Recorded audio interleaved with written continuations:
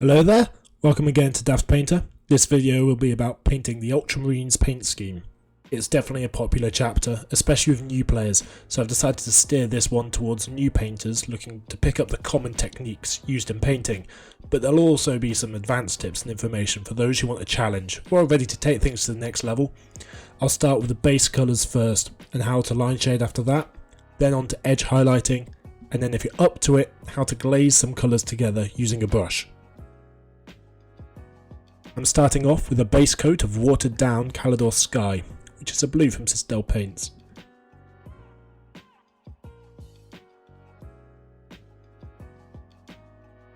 Go for all the armour panels first, but you don't have to be too neat as all the other details will be covered by base coats. Too thin coats is always advisable, but the way I do things is I go back and paint over parts I know need a second coat before the first coat is even finished. That's just the way I do things.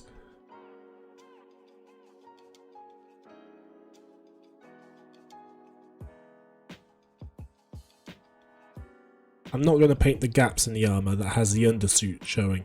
That will be done in Mechanica Standard Grey later on.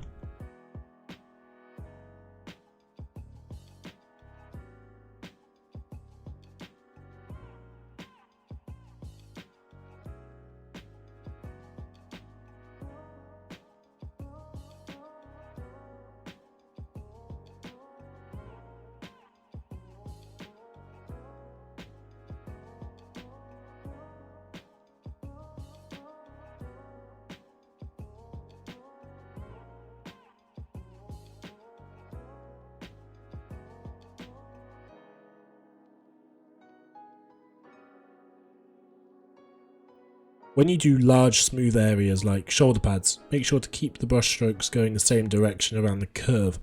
These are prominent areas of the model and making them look smooth is really important.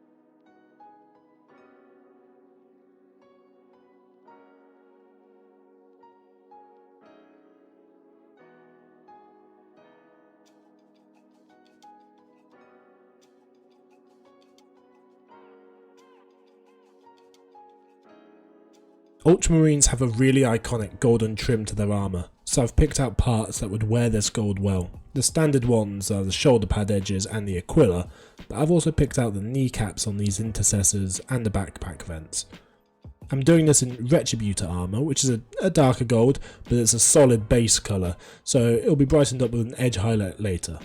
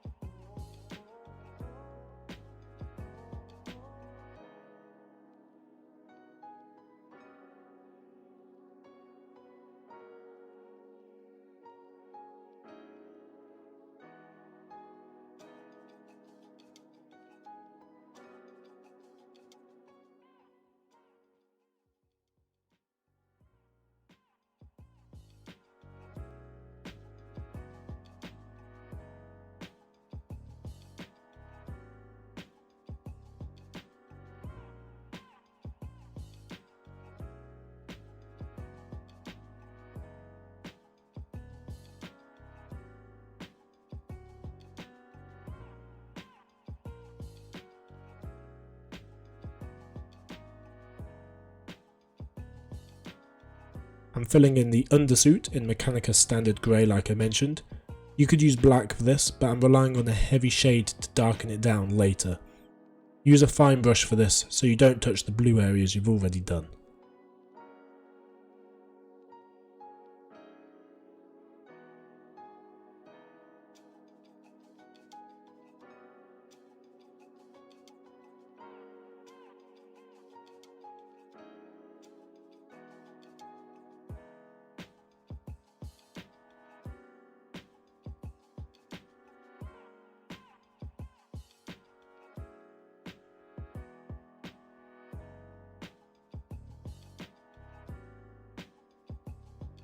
The main body of the gun is black, which is one of my least favourite colours to paint. I highly recommend 2 or 3 layers of watered black to get it smooth. Black can be difficult to gauge how thick it is because it's the darkest colour, so extra water is safer.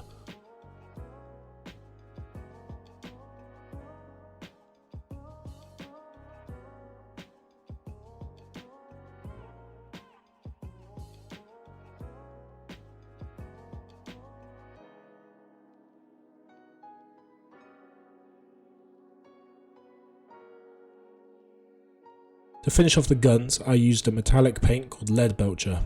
I used it on the barrels, on the ammo clips, on the handles, and also on the vents on his backpack.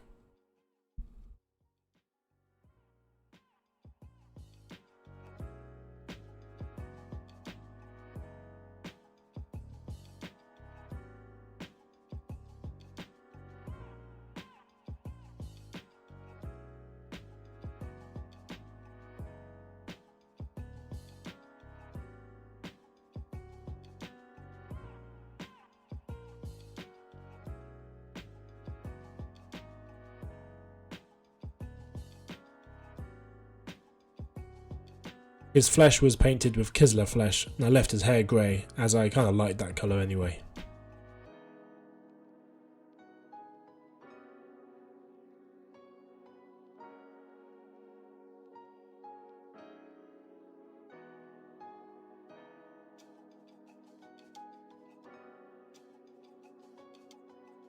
Now there's just a few details around the place to do, such as the gun strap in Tuscarora fur, and the tassels and bleached bone.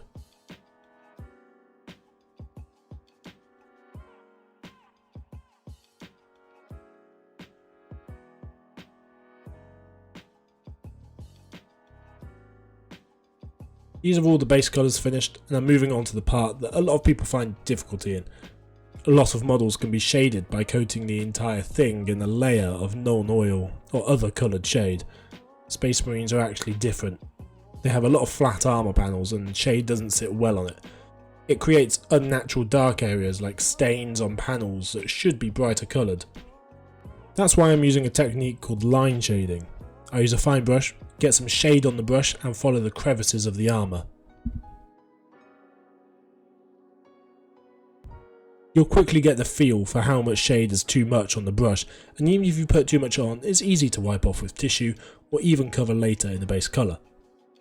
I highly recommend trying this out and practicing with it, because this is a technique that improves shading from a blanket cover to a fine detail and can really elevate your model. It's also okay to cover back over parts that didn't get as much shade the first time around. I do that a few times in this video and that's totally okay. Don't feel it has to be perfect on the first run because nothing is perfect on the first brushstroke.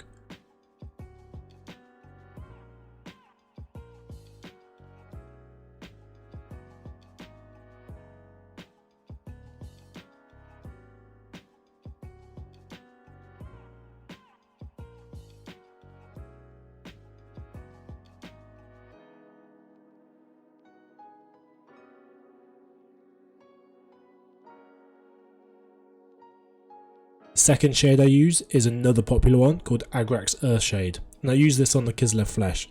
This shade is better on skin tones as it makes a more natural complexion on the faces as opposed to non-oil which just darkens the entire thing and makes it look dirty.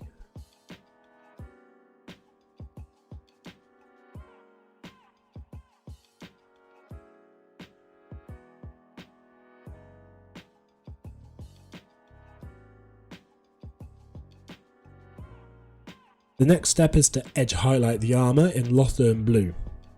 Doing this for an entire squad will be arduous, even for most avid painters, but it's a technique that doesn't have to be stressful if you learn to do it efficiently and effectively. Here are a few tips to help you along. When you have corners or edges that crop outwards, use the side of your brush and drag it along like I am here. For edges like shoulder pads that have no real corners, use the thin tip of your brush and just draw a straight line around it. Don't go too slow on a brushstroke, but not so fast you can't control where the tip is. Practice on paper first if you want.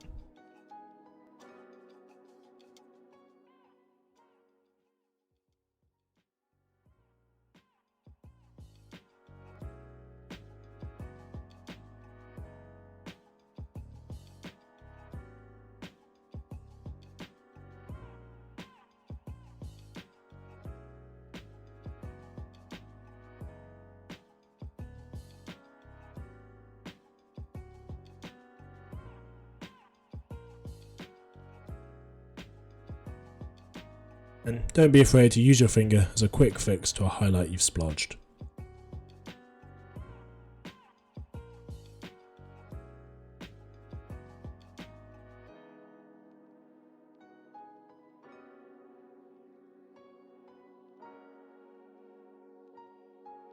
I find small, neater highlights are much better looking than thick ones.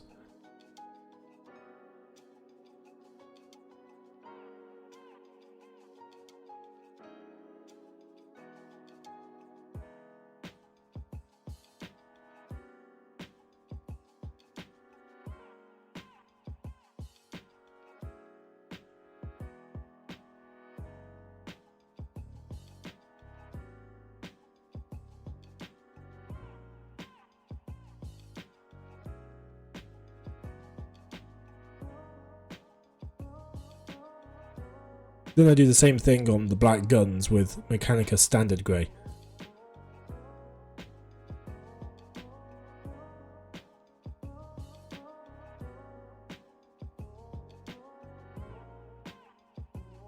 Again, don't be afraid to use your finger as a quick fix. You can also go back over it in the base colour to neaten things up.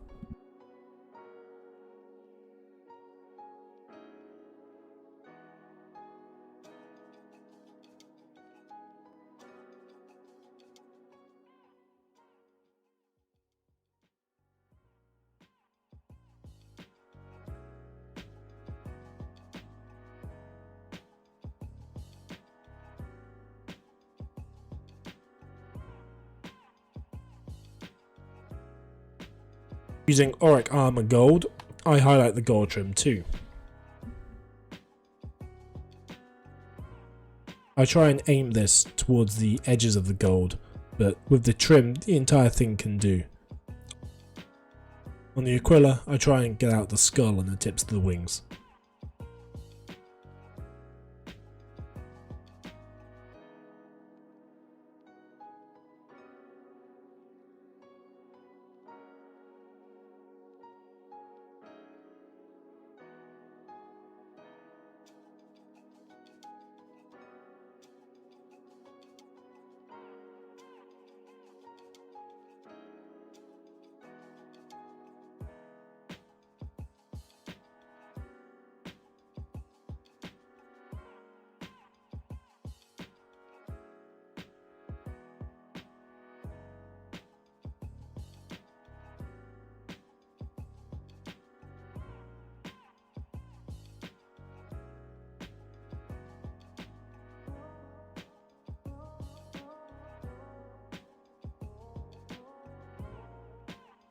The face can be a tricky one to highlight because there's a lot of raised area around the forehead and skull.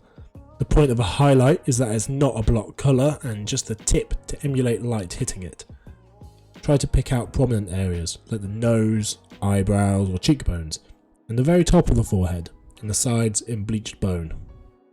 Now you could leave the model here. It's definitely beyond tabletop standard, so you'll be happy playing this in any tournament. And you might only have time for those 3 common steps, basing, shading and highlighting. But I'm going to carry on with this model. I'm going to go to the next step, which I call blending. There's a lot of different ways of doing this, so many in fact that some call them by different names, such as wet blending, glazing, layering, the list goes on. And they're all different in their own way. They're all the same technique to kind of achieve a relatively similar thing, which is to make a colour go from light to dark gradually. I'll show you the simplest way. I already have the base colour of Calidor Sky and the highlight of Lothland Blue. I want to make a smooth transition between the two, so I'll add 2 new paints. The first is 2 parts Calidor Sky and 1 part Lothland Blue. I mix them together on a palette and drag down from the highlight to the darkest part of the armour like I'm doing just here. I use lots of small fast strokes to distort any lines between the colours, which will make the transition a lot smoother. This doesn't need to be done everywhere, but the prominent places like the shoulder pads, the chest, the legs and elbows have the largest curvature to them, so I picked them out.